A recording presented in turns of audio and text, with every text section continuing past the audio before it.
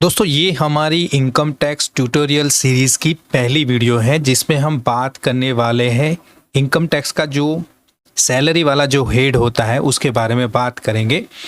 तो अगर आप स्क्रीन पे देखो तो यहाँ पे आप देख सकते हो इनकम फ्रॉम सैलरी को हमने क्लासिफाई किया है, इसका एक ब्रेकअप बनाया है और वो ब्रेकअप के अकॉर्डिंग ही हम आपको इनकम फ्रॉम सैलरी वाला जो पूरा हेड है वो एक्सप्लेन करेंगे। तो जैसे कि आप देख सकते हो इनकम फ्रॉम सैलरी का ब्रेकअप जो है वो 17(1), 17(2) और 17(3) जो सेक्शन है उसमें किया गया है। ओके, तो इनकम फ्रॉम सैलरी का जो पूरा ब्रेकअप है वो 17(1), 17(2) और 17(3) में नज़र आ रहा है।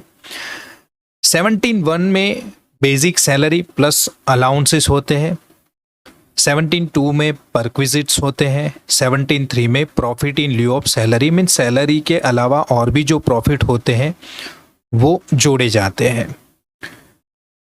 अब बेसिक सैलरी जो होती है वो according to minimum wages act में मेंशन किया गया है कि किस तरह के स्किल्ड पर्सन को किस तरह की सैलरी दी जाएगी। तो उतनी डिटेल में हम नहीं जाएंगे, लेकिन सिंपल से आपको डिटेल दूँ तो मैं ये कह सकता हूँ कि एक मिनिमम सैलरी डिसाइड की जाती है according to minimum wages act, और वो जो बेसिक सैलरी होती है वो बेसिक सैलरी के अकॉर्डिंग ही उसे और भी कई तरह के अलाउंसेस दिए जाते हैं। ओके, तो बेसिक सैलरी के साथ एम्प्लॉय को दूसरे कुछ अलाउंसेस भी दिए जाते हैं, तो उसके बारे में भी अभी हम डिटेल में पढ़ेंगे, लेकिन सिंपली अभी समझ लीजिए कि 17(1) में बेसिक सैलरी प्लस अलाउंसेस होते हैं। ओके, चलिए 17(2) में परक्विजिट्स होते हैं, मीन्स सैलरी और अलाउंसेस के अलावा कई बार एम्प्लॉय को कुछ बेनिफिट्स दिए जाते हैं। वो कुछ मॉनेटरी बेनिफिट होते हैं तो कई बार वो नॉन मॉनेटरी बेनिफिट भी होते हैं। जैसे कई बार एम्प्लॉय को रहने के लिए घर दिया जाता है, कई बार उस पर भाड़ा कलेक्ट किया जाता है, लेकिन भाड़ा काफ़ी नॉमिनल होता है। वैसे ही कंपनी की तरफ से कार दी जाती है, लैपटॉप दिए जाते हैं और ऐसे ही कई डिवाइस यूज़ करने के लिए दिए जाते हैं। तो ये जो फैसिलिटीज़ प्रोवाइड की जाती है, ये कुछ बेनिफिट प्रोवाइड किए जाते हैं बेसिक सैलरी और अलाउंस को छोड़ के। ओके, तो ऐसे जो बेनिफिट्स है उसे परक्विजिट्स बोले जाते हैं। चलिए 17(3) profit in लिeu of salary mean salary के अलावा मिलने वाले प्रॉफिट, जैसे बोनस मिल गया, कमीशन मिल गया वगैरह, तो वो 17(3) में कवर होंगे। अब बात करते हैं अलाउंसेस की। तो अलाउंसेस यहाँ पे कौन कौन से अलाउंसेस दिए जाते हैं? तो अलाउंसेस वैसे तो कई सारे अलाउंसेस है, हो सकता है ये वीडियो में हम कवर ही ना कर पाए, तो उसी वजह से हमने उसका भी क्लासिफिकेशन कर दिया है कि अलाउंसेस 4 तरह के होते हैं। वैसे तो 3 तरह के ही होते हैं, लेकिन 4 तरह के बताया है, किस लिए अभी आप समझोगे। देखिए, अलाउंसेस की बात करें तो कुछ अलाउंसेस होते हैं जो ऑफिशियल ड्यूटी परफॉर्म करने के लिए दिए जाते हैं। कुछ अलाउंसेस ऐसे होते हैं जो आपके पर्सनल एक्सपेंसेस को कवर करने के लिए दिए जाते हैं। कुछ अलाउंसेस ऐसे होते हैं जो स्पेशल अलाउंसेस बोले जाते हैं। जैसे समझ लीजिए कि कोई पर्सन है वो as an employee transport system में काम करता है, मीन्स समझ लीजिए वो फ्लाइट अटेंडेंट है या फिर कोई शिप पे वो कैप्टन वगैरह है या फिर शिप में क्रू मेंबर है। ओके, तो उस तरह से ऐसे जो एम्प्लॉय होते हैं जो ट्रांसपोर्ट सिस्टम में काम करते हो तो उनको स्पेशल अलाउंस दी जाती है, तो उसकी एक कैटेगरी हमने रख दी स्पेशल अलाउंस की। ओके, और चौथा जो है वो है हाउसिंग रेंट अलाउंस। ये हाउसिंग रेंट अलाउंस है, वो एक तरह का पर्सनल एक्सपेंस ही होगा, लेकिन फिर भी इसे हमने डिफरेंट से उसका मीन्स यहाँ पे आपको मेंशन किया गया है, क्योंकि उसका जो कैलकुलेशन है वो भी हमें आपको समझाना है। तो पहले हम बात करेंगे जो अलाउंसेस ऑफिशियल ड्यूटी परफॉर्म करने के लिए दिए जाते हैं उसके बारे में बात करेंगे। तो वो आप देख सकते हो, ट्रैवलिंग अलाउंस हो जाता है, डेली अलाउंस हो जाता है, कन्वेंस अलाउंस हो जाता है, हेल्पर अलाउंस, एकेडमिक अलाउंस और यूनिफॉर्म अलाउंस। अब ये सारे जो अलाउंसेस है, इसे कई और भी ज़्यादा अलाउंसेस हो सकते हैं, लेकिन यहाँ पे कुछ एग्जांपल्स हमने लिए हैं। तो ये जो कुछ अलाउंसेस होते हैं वो आपकी मीन्स काम के वक्त आपकी ऑफिशियल ड्यूटी आप अच्छे से परफॉर्म कर पाओ, उसके लिए ये अलाउंसेस दिए जाते हैं। जैसे ट्रैवलिंग अलाउंस मीन्स समझ लीजिए आपको कंपनी के काम से कहीं पे बाहर जाना है, तो उसके लिए आपको खर्च लगता है, तो वही सोच के कंपनी आपको ट्रैवलिंग अलाउंस देती है, जिससे आप कंपनी के काम पे कहीं पे बाहर जाते हो तो वो एक्सपेंस को कवर कर पाओ। वैसे ही डेली अलाउंसेस कई लोगों को दिए जाते हैं, कई लोगों को नहीं भी मिलते हैं। ओके, तो वो एक डिसाइडेड वैल्यू होती है, वो आपको डेली अलाउंसेस के तौर पे दी जाती है। कई बार टिफ़िन अलाउंस भी होता है, मीन्स आपका एक खाने पीने का जो खर्च है उसे ही कंसिडर कर लो, तो वो एक तरह का ऑफिशियल ड्यूटी परफॉर्म करने के लिए दिया गया अलाउंस माना जाएगा। देन कन्वेंस अलाउंस, आप समझ लीजिए कि आप ट्रैवल करते हो, बस या ट्रेन में ट्रैवल करते हो, लेकिन कई ऐसे मीन्स आपको रास्ते चुनने पड़ते हैं जहाँ पे आपके पास बस या ट्रेन अवेलेबल नहीं होती है। मीन्स समझ लीजिए बस या ट्रेन में प्रूफ के तौर पे आपको क्या मिलती है, एक टिकट दी जाती है, लेकिन जहाँ तक बात है अगर आप रिक्शों से ट्रैवल करते हो तो वो वाले केस में आपको कोई टिकट वगैरह नहीं दिए जाएंगे, तो उसे कन्वेंस अलाउंस बोला जाएगा। आप खुद की गाड़ी यूज़ करते हो तो पेट्रोल अलाउंस वगैरह भी काइंड ऑफ कन्वेंस अलाउंस इसे समझ सकते हैं। सिंपल सी लैंग्वेज में अगर ये मैं जो बता रहा हूँ वो एग्जैक्ट मैच नहीं कर रहा है, फिर भी ये जो अलाउंसेस होते हैं वो ऑफिशियल ड्यूटी परफॉर्म करने के लिए दिए जाते हैं, इसी वजह से इसे ये वाली कैटेगरी में रखा गया है। Then helper allowance, helper allowance माने आप कोई ऐसी मैनेजरियल पोस्ट पे हो तो आपको कुछ हेल्पर अलाउंस के तौर पे कुछ अमाउंट दी जाती है, जिसका मतलब होता है कि कुछ जो काम है वो आप खुद से नहीं कर सकते तो किसी और से करवा लो, उसके लिए भले ही आपको कुछ खर्च ही क्यों ना करना पड़े, तो उसे हेल्पर अलाउंस बोला जाता है। मीन्स आप कंपनी को जाके ये नहीं बोल सकते, आप अपने एम्प्लॉयर को जाके ये नहीं बोल सकते कि मेरे पास देखिए इतना जो मुझे जो सैलरी वगैरह दी जाती है, जो अलाउंस दिए जाते हैं, उसके सामने मेरे पास इतने रुपए नहीं होते कि मैं किसी और से काम करवा लूँ, इसीलिए हेल्पर अलाउंस आपको दिया जाता है। चलिए, एकेडमिक अलाउंस, वो आपके पढ़ने के लिए, आप कंपनी में काम करते हो, कंपनी को लगता है कि ये बंदा अगर पढ़ेगा तो कंपनी के ग्रोथ के लिए इम्पोर्टेंट है और उसके खुद के ग्रोथ के लिए भी इम्पोर्टेंट है, तो वो वाले केस में आपको एकेडमिक अलाउंस भी कई कंपनी प्रोवाइड करती है। देन यूनिफॉर्म अलाउंस, आप जो यूनिफॉर्म पहनते हो वो यूनिफॉर्म को अच्छे से रखने के लिए आपको यूनिफॉर्म अलाउंस दिया जाता है, जिससे आप उसका लॉन्ड्री का खर्चा वगैरह निकाल सकते हो। तो ये थे कुछ अलाउंसेस जो आपकी ऑफिशियल ड्यूटी परफॉर्म करने के लिए आपको दिए जाते हैं। देन कुछ अलाउंसेस होते हैं जो आपको पर्सनल एक्सपेंडिचर को कवर करने के लिए दिए जाते हैं, जैसे ट्रांसपोर्ट अलाउंस। मीन्स समझ लीजिए आप कंपनी पे जाते हो तो कंपनी पे जाते वक्त अगर आपको खर्च लगता है, कंपनी आपका ये एक्सपेंस कवर नहीं करती है अगर, ओके, तो वो वाले केस में कंपनी आपको बोलेगी कि हम स्पेसिफिक अमाउंट का आपको अलाउंस देंगे, जिसे ट्रांसपोर्ट अलाउंस बोला जाएगा, जिससे आप कंपनी पे आने जाने का खर्च कवर कर सकते हो। ओके, तो उसे ट्रांसपोर्ट अलाउंस बोला जाएगा। Then hostel expenditure allowance, hostel expenditure allowance उनके लिए जिनके बच्चे हॉस्टल में पढ़ते हैं तो उनको ये अलाउंस दी जाती है। Okay, then children education allowance, वो भी जो आपके बच्चे हैं उनको पढ़ाई के पीछे जो खर्च लगता है तो उसके लिए चिल्ड्रन एजुकेशन अलाउंस भी आपको दिया जाता है। तो ये पर्सनल एक्सपेंसेस को कवर करने के लिए भी कुछ अलाउंसेस दिए जाते हैं। वैसे ही स्पेशल अलाउंसेस, जैसे मैंने बात की थी कि अगर आप ट्रांसपोर्ट सिस्टम में काम करते हो तो आपको एक तरह का अलाउंस दिया जाता है, उसे ही स्पेशल अलाउंस बोलेंगे।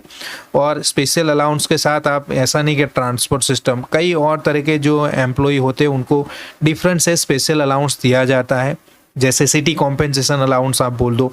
आप मेट्रो सिटी में रहते हो तो आपको सिटी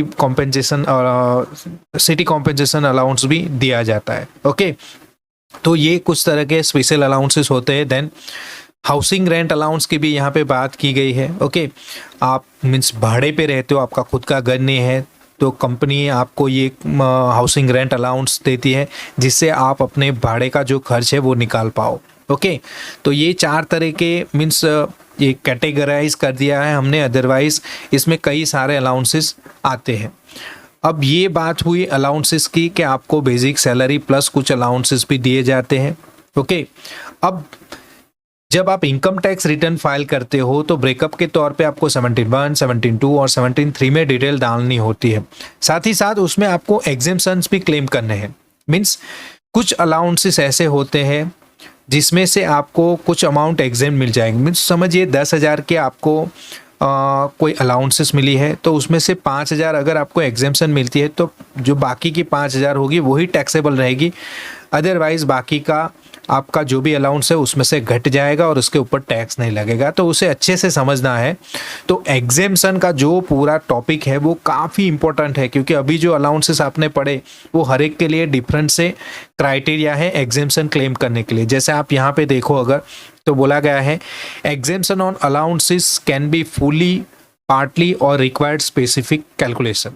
ये जो एग्जेम्पशन होते हैं अलाउंसेस पे वो कई बार फुल्ली एग्जेम्प्टेड होते हैं, कई तरह के एग्जाम्स अलाउंसेस कुछ अलाउंसेस होते हैं वो पार्टली टैक्सेबल होते हैं, पार्टली एग्जेम्प्टेड होते हैं, और कुछ अलाउंसेस ऐसे होते हैं जिसके ऊपर एक स्पेसिफिक कैलकुलेशन करनी पड़ती है और वहाँ से आपको जो भी एग्जेम्पशन की लिमिट है वो डिराइव करनी होती है। जैसे यहाँ पे भी मैं आपको एक्सप्लेन करूँ तो ये हर एक तरह के जो एग्जेम्पशन है उसके बारे में बताया गया है, जहाँ पे बताया गया है कि अगर ऑफिशियल ड्यूटी आप परफॉर्म करते हो तो वो वाले केस में अलाउंस आपको जो प्रोवाइड किया गया है, यहाँ पे हम एग्जांपल ले लेंगे, एक एग्जांपल उठाएंगे वो है यूनिफॉर्म अलाउंस। ओके, तो सपोज आपको 10,000 यूनिफॉर्म अलाउंस मिलता है और आप उसमें से 6,000 ही यूज़ करते हो आपके यूनिफॉर्म को अच्छे से मेंटेन करने के लिए, पूरे साल में 6,000 ही यूज़ करते हो। ओके, तो वो वाले केस में बाकी के 4,000 है वो 4,000 टैक्सेबल हो जाएंगे और जहाँ तक आपने यूज़ किया है वो अलाउंस को वहाँ तक वो एग्जेम्प्ट हो जाएगा।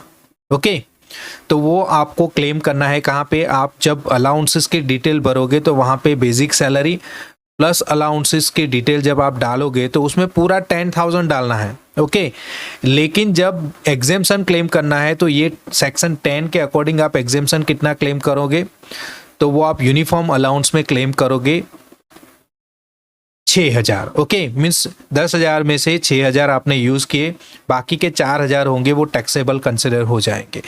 चलिए, वैसे ही पर्सनल एक्सपेंसेस से जुड़े जो अलाउंसेस है वहाँ पे लिमिट होती है, एक लिमिट स्पेसिफिक लिमिट होती है, वो लिमिट तक ही आपको एग्जेम्पशन मिलेगी, भले ही आपको कितना ही अलाउंसेस क्यों ना दिया गया हो।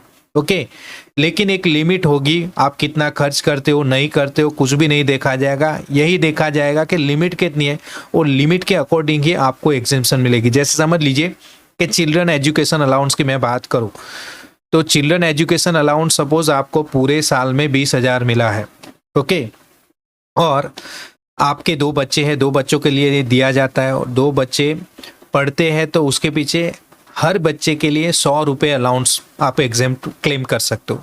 तो एक बच्चे के लिए 100 रुपये तो 2 बच्चों के लिए 200 रुपये, तो वैसे पूरे साल में आप 2,400 रुपये ही यहाँ पे एग्जेम्पशन क्लेम कर पाओगे। मीन्स 20,000 की जो वैल्यू होगी वो बेसिक सैलरी प्लस अलाउंस में जोड़ दी जाएगी आपकी चिल्ड्रन एजुकेशन अलाउंस की, और जब आपको एग्जेम्पशन क्लेम करना है तो आप यहाँ पे कितना क्लेम करोगे, 2,400 क्लेम करोगे एग्जेम्पशन वाला जो ऑप्शन होगा उसके अंदर। ओके, और वो होगा आपका चिल्ड्रन एजुकेशन अलाउंस का एग्जेम्पशन। तो स्पेसिफाइड लिमिट है कि एक बच्चे के लिए पूरे साल में 1,200 रुपये, बस, उससे ज़्यादा नहीं। 2 बच्चों के लिए मैक्सिमम 2,400, तीसरे बच्चे के लिए नहीं दिया जाएगा। तो ये एक लिमिट स्पेसिफाई कर दी। वैसे हॉस्टल एक्सपेंडिचर में भी रहता है और ट्रांसपोर्ट अलाउंस में भी रहता है। चलिए, स्पेशल अलाउंस की बात करें तो वहाँ पे भी एक स्पेसिफिक कैलकुलेशन करनी पड़ती है, तो वो ज़्यादा डिटेल में मैं एक ओवरव्यू दे रहा हूँ, तो उतनी डिटेल में हम नहीं जाएंगे कि स्पेशल अलाउंस का कैलकुलेशन कैसे होगा, लेकिन ये ज़रूर एक्सप्लेन करूँगा कि ये स्पेसिफिक कैलकुलेशन जो रिक्वायर्ड होता है वो कैसे किया जाएगा, तो वो हाउसिंग रेंट अलाउंस से हम समझेंगे। जैसे हाउसिंग रेंट अलाउंस में भी एक स्पेसिफिक कैलकुलेशन आपको करना पड़ता है, वहाँ से एक वैल्यू डिराइव करनी पड़ती है और वो वैल्यू रहेगी आपकी एग्जेम्पशन की वैल्यू। ओके, जैसे यहाँ पे देख लीजिए हाउसिंग रेंट अलाउंस, सपोज आपको समझ लीजिए कि हाउसिंग रेंट अलाउंस मिलता है 10,000, एक महीने का 10,000, तो पूरे साल का कितना हो गया, 1,20,000। ओके, तो 1,20,000 आपको हाउसिंग रेंट अलाउंस मिलता है, और आपने जो भाड़े पे घर रखा हुआ है वो घर पे आप भाड़ा दे रहे हो 6,000। ओके, तो वो हो जाएगा 72,000। ओके, साल का हो जाएगा 72,000। तो आप भाड़ा दे रहे हो 72,000, आपको HRA मिल रहा है 10,000। ओके, 10,000 माने 1,20,000, और भाड़ा जो एनुअल पे करते हो वो है 72,000। अब यहाँ पे कैलकुलेशन होगी। कैलकुलेशन कैसे होगी, देखिए एचआरए की एग्जेम्पशन क्लेम करने के लिए कैलकुलेशन होती है, जहाँ पे बताया गया है कि list of the following is exemption. नीचे 3 वैल्यू आपको ढूंढनी और 3 में से जो कम होगी वो आपकी एग्जेम्पशन, आपको एचआरए में एग्जेम्पशन मिलेगी। जैसे एक्चुअल एचआरए रिसीव, हमने जो एग्जाम्पल आपको दिया है उसके हिसाब से एक्चुअल एचआरए हमें कितना मिलता है, 1,20,000। रेंट कितना पे करते हैं, तो वो पे करते हैं 72,000। अब यहाँ पे 10% of basic salary plus dearness वो घटाना पड़ेगा। तो सपोज हमारी सैलरी है 50,000, ओके 50,000 हमारी सैलरी है, basic salary and dearness, okay बाकी के हिस्से नहीं जोड़े जाएंगे, सिर्फ बेसिक सैलरी और डियरनेस अलाउंस को ही जोड़ा जाएगा। तो ये दोनों को जोड़ के पर मंथ 50,000 होता है, तो पूरे साल का 6 लाख हो जाएगा। अब 6 लाख का 10% कितना होगा, तो 6 लाख का 10% हो जाएगा 60,000, ओके। तो आप रेंट जो पे करते हो वो 72,000, उसमें से 60,000 घटा दोगे तो वो हो जाएगा 12,000। तो दूसरी वैल्यू मिली हमें 12,000।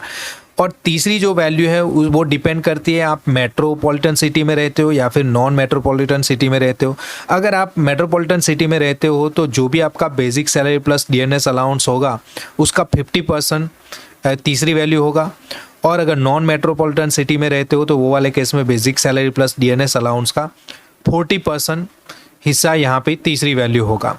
तो समझ लीजिए हम दिल्ली में रहते हैं, मेट्रो सिटी में रहते हैं और हमारा 6 lakh means basic salary plus DNS बनता है, तो वो वाले केस में उसका 50% 3 लाख हो जाएगा। तो तीनों में से कम वैल्यू कौन सी है, पहली है एक्चुअल एचआरए रिसीव्ड, वो था 1,20,000, दूसरी वैल्यू हमने ढूंढी थी 12,000 और तीसरी वैल्यू 3 लाख। तो वो वाले केस में 12,000 का आपको एग्जेम्पशन मिल जाएगा। मीन्स जब आप एग्जेम्पशन क्लेम करोगे तो वहां पे आप 12,000 एग्जेम्पशन अंडर सेक्शन 10 क्लेम कर पाओगे। तो ये जो भी एग्जेम्पशन होंगे वो आपकी जो मीन्स टोटल सैलरी होगी, मीन्स 17,1, 17,2, 17,3 उसमें से ये घटा दी जाएगी, ओके।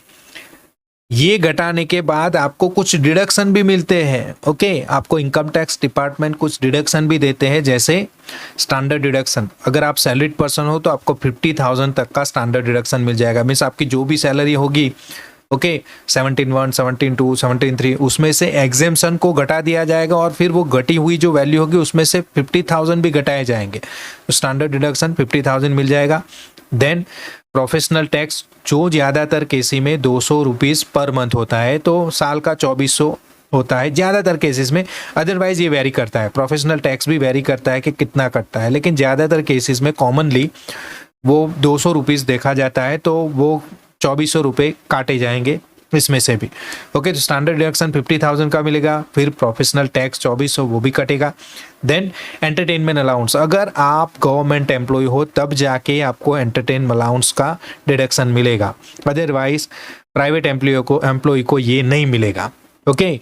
एंटरटेनमेंट अलाउंस क्या होता है कि आपका एम्प्लॉयर चाहता है कि उनके जो क्लाइंट हैं उनको एंटरटेन करने के लिए आपको अलाउंस दे। एंटरटेन यानी ये मतलब नहीं है कि उनको आप जो समझ रहे हो उस तरह से एंटरटेन नहीं करना पड़ता, लेकिन उनका रख रखाव करने के लिए, समझ लीजिए आप होटल में काम करते हो, होटल के एम्प्लॉय हो, तो कहीं पे एयरपोर्ट वगैरह पे कोई गेस्ट वगैरह आए हैं जो आपके एम्प्लॉयर के लिए वो क्या है, एक एज अ कस्टमर है, उनके क्लाइंट है, तो वो क्लाइंट को अच्छे से मीन्स होटल तक ले आने के लिए जो खर्च वगैरह करना होता है, तो उसे मीन्स उनको समझ लीजिए उनको थोड़ा कन्वीनियंट फील हो, ऐसा कुछ करने के लिए आपको ये जो अलाउंस दिया जाता है उसे ही एंटरटेनमेंट अलाउंस कहा जाता है। और वो ज़्यादातर गवर्नमेंट एम्प्लॉय को दिया जाता है और गवर्नमेंट एम्प्लॉय को मिलता है तो वो अप टू 5,000, उसका भी एक कैलकुलेशन है, लेकिन मैक्सिमम वो कैलकुलेशन भी करोगे तो 5,000 तक ही आप एंटरटेनमेंट अलाउंस का डिडक्शन क्लेम कर पाओगे। तो ये वीडियो में हमने पूरी बात की इनकम फ्रॉम सैलरी वाला जो हेड है उसके बारे में। अब इनकम टैक्स ट्यूटोरियल की जो दूसरी वीडियो हमारी आएगी उसमें हम बात करेंगे इनकम फ्रॉम हाउस प्रॉपर्टी के बारे में।